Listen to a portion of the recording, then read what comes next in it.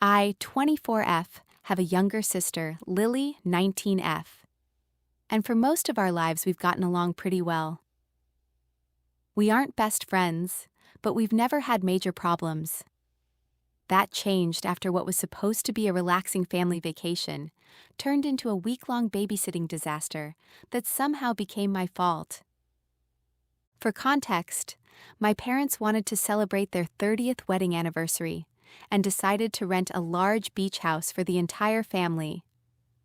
It was supposed to be a fun trip with my parents, my sister, my older brother Mark, 32M, his wife Jenna, 31F, and their 3 kids who are ages 8, 6, and 3.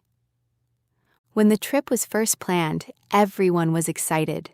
My parents were paying for most of the accommodations as their gift to the family.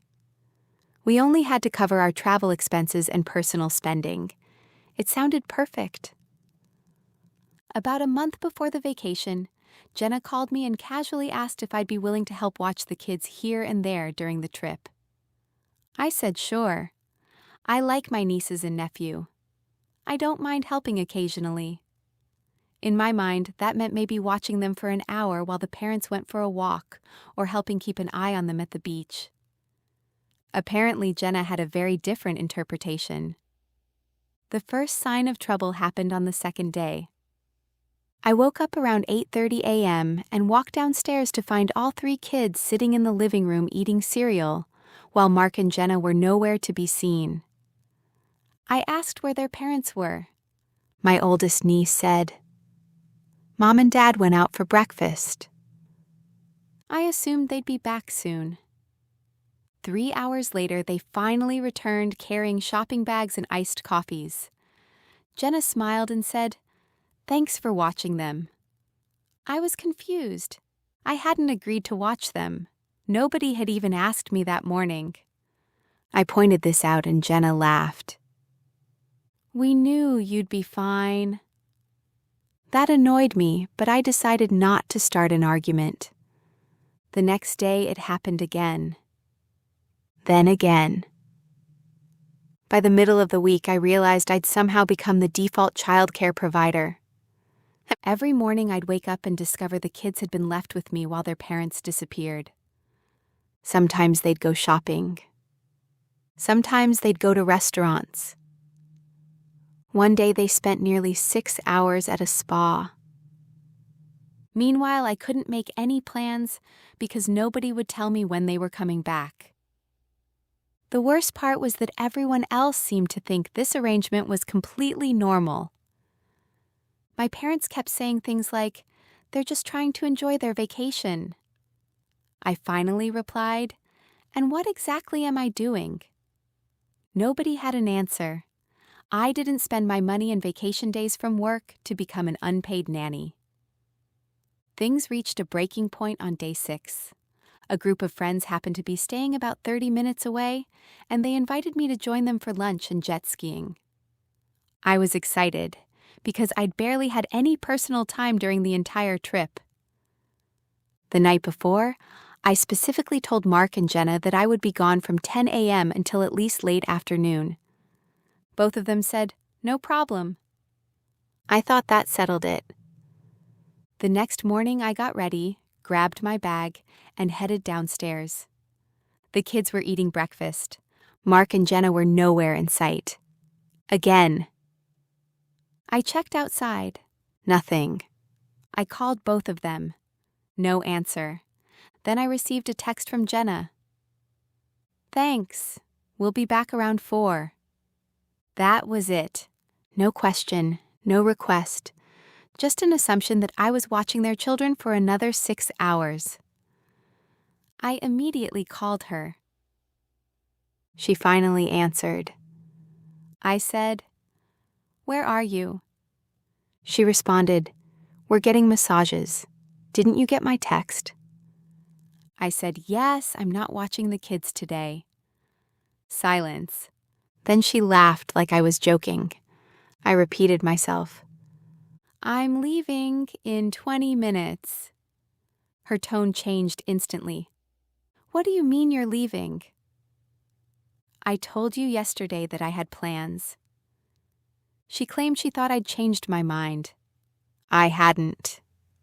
Not even slightly.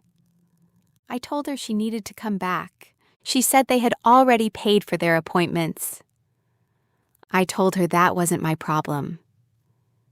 The conversation ended with both of us angry. I then called my parents and explained the situation. My mother immediately said, "Can't you just cancel your plans?" I nearly lost my mind. Why was I always expected to sacrifice my time? Why couldn't the actual parents take responsibility for their own children? For once, I stood my ground. I told everyone the same thing. I'm leaving at 10. If nobody is here by then, I'm calling Mark and Jenna again. After that, I'm not responsible. At 9:50, there was still no sign of them. I called. No answer. I texted. No response. So I packed my things and prepared to leave. Thankfully, my parents finally stepped in and agreed to watch the kids themselves. I left and spent the day with my friends. For the first time during the entire vacation, I actually enjoyed myself. Unfortunately, when I returned that evening, all hell had broken loose. Mark was furious. Apparently, my parents had complained the entire day about being stuck with the children. Instead of being angry at the situation they created, Mark and Jenna were angry at me. According to them, family members are supposed to help each other. I agreed. Helping is one thing. Being voluntold into full-time childcare is another. The argument escalated during dinner. Jenna accused me of abandoning the kids. I reminded her that parents can't abandon their own children and then accuse someone else of abandoning them. That did not go over well. My brother accused me of being selfish. I asked how many times he'd watched my imaginary children for 6 hours a day while I went shopping. Nobody laughed. My father tried to mediate, but by then everyone was frustrated. The conversation turned into a complete disaster. My mother said I should have been more flexible. I said they should have respected my time. Jenna claimed she thought I enjoyed spending time with the kids. I told her enjoying time with children and providing free childcare are completely different things. The kids themselves were actually great throughout the entire trip, which somehow made the situation more frustrating. This wasn't about them. It was about adults refusing to communicate and assuming I'd simply accept whatever responsibility they dumped on me. The next morning, things were awkward. Nobody spoke much during breakfast. Later, my brother pulled me aside. For a moment, I thought he might apologize. Instead, he doubled down. He told me that parenting is exhausting, and I didn't understand because I don't have children. I told him that's exactly why I chose not to have children right now. His exhaustion wasn't a blank check to spend my vacation managing his responsibilities. We ended the conversation nowhere closer to agreement. When the trip finally ended, everyone went home. For several weeks, things remained tense. Family group chats became noticeably quieter.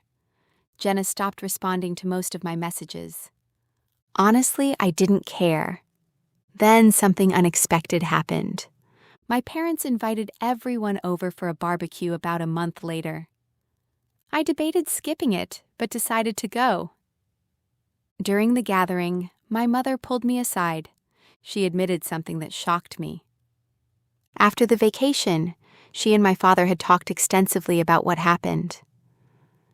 At first, they'd been upset with me for refusing to help. Then they realized something. I had already helped. A lot. Far more than anyone had asked. The real issue wasn't that I refused childcare one day. The issue was that nobody had bothered asking for most of the childcare in the first place. My parents eventually confronted Mark about it. Apparently, even they hadn't realized how often he'd been disappearing and leaving the kids behind. My father told him that if he needed help, he should ask instead of assuming. According to my mother, the conversation did not go well. Still, it planted a seed. A few days later, Mark actually called me. I expected another argument. Instead, he apologized. Not perfectly, not dramatically, but genuinely. He admitted they'd gotten carried away enjoying their freedom and had started treating me like an extra parent rather than a family member on vacation. Jenna later apologized too. She said she'd convinced herself that because I rarely complained, I didn't mind. I told her silence isn't the same thing as consent. Thankfully, she agreed. Since then, we've established much clearer boundaries. If they need help with the kids, they ask. If I'm available, I help. If I'm not, they make other arrangements. The funny thing is that now I actually enjoy spending time with my nieces and nephew again. It turns out people are much more willing to help when they aren't being taken advantage of. So that's the story of how a family vacation became a babysitting nightmare and somehow turned into a month-long family drama. The good news is that everyone eventually worked things out. The bad news is that I now triple-check every family vacation itinerary for any suspicious phrases, like, "We'll all help with the kids." Because apparently those words can mean anything.